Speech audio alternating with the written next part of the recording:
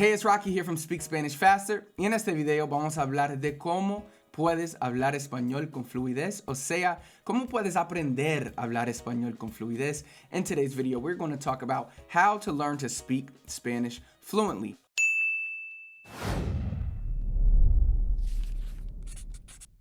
Now, of course, this is pretty much the goal that everyone learning Spanish wants to achieve, but the idea of being fluent is a little more subjective than objective, and I'll explain why in a second, and then I'll tell you my single most important tip to really being able to learn Spanish at a high level. So first, let's start with the biggest question. What the heck is fluency? What does it mean to be fluent in Spanish? And this will probably get many different answers from different people or different resources, because if you look in the dictionary, you'll find some vague definition of what fluent means that's completely meaningless.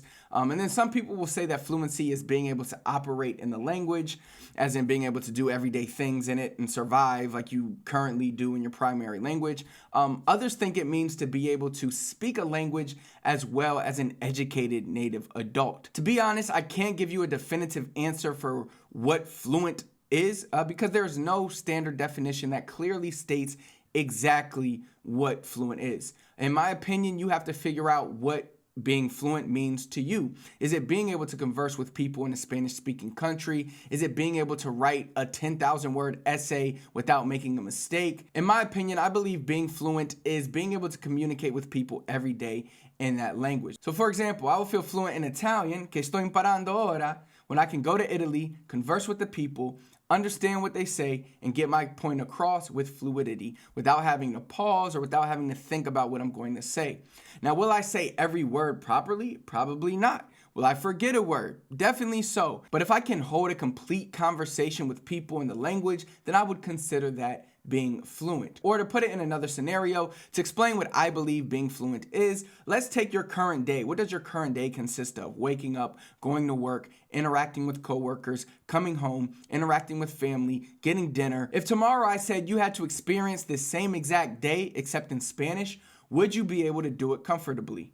Could you go to work, interact with coworkers and bosses, come home and interact with your family all in Spanish? Sure, you might not know a word or two, but if you could do this successfully, then I'd say you were fluent. Now let's look at this in another way. Let's say I use a word in English like conundrum. Let's say I say something like, man, I have no money left. Rent is due in a few days. This is quite the conundrum I'm in.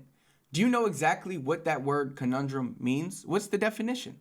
Honestly, I had to look that word up for this video because I had never used that word and I probably won't ever use that word. But does that mean I'm not fluent in English? O por ejemplo, cuando leo un libro de español y quizás hay algunas palabras que no conozco, does that mean I'm not fluent in Spanish? Of course not. In fact, there are plenty of words in English and Spanish that I don't know or may not know how to say properly, but that doesn't mean I don't speak these languages fluently. So first, you have to sit down and really think about what does being fluent in Spanish mean to you. So please comment below and let me know, because when I know your goal, when I know what being fluent means to you, and that will help me know the level that you want to get to, because we all want to be fluent, then that will help me with the content that I create. Okay, now let's talk about what you can do to be able to become fluent. No matter what your definition of fluency may be, I really think that this can help anyone reach that level. Now, it may seem obvious, and it may seem so obvious that a lot of people just completely look over this, but one of the most powerful ways to become fluent is to consistently practice Spanish every single day. Yeah, I know. Look, you should be getting some form of input, which is listening or reading, or some form of output, which is speaking or writing, every single day. Now, I'm talking about focused input and focused output. I'm not talking about just passively listening to music or listening to a podcast. I mean sitting down and focusing, actively trying to learn. I've done a video on this channel before about active and passive learning, so you can go check that video out.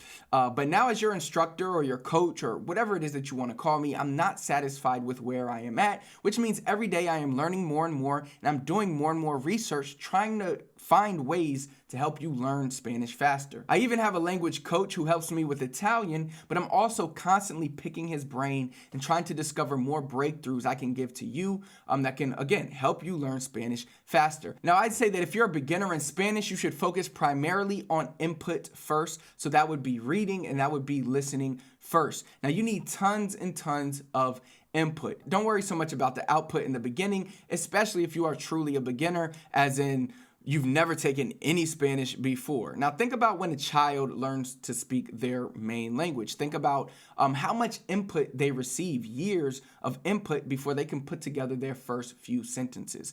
Now, obviously, their brain isn't as developed as ours, so don't think it's going to take you years for you to be able to take this input and turn it into output. But it seems to me that as humans, we are conditioned to consume a lot of input, which will eventually become proper output. But this has to happen every single day, even if it's just 20 minutes a day. Think about it like working out. Is it better to go to the gym once a week for 3 hours, or is it better to go to the gym every day for 20 to 30 minutes? Definitely 20 to 30 minutes every day, right? Well, becoming fluent in Spanish is no different. It needs to be something you do every single day. So that brings the question, what resources should you use? Well, of course, I'm going to recommend our Speak Spanish Faster courses because I feel they are the best, but I'm a little biased. However, no matter which resource you use, it could be Duolingo, it could be Rosetta Stone, it could be some other resource that I may not even know of, but you should be using that resource every single day. Now, it's not easy to do this. To put in the effort every day is not easy,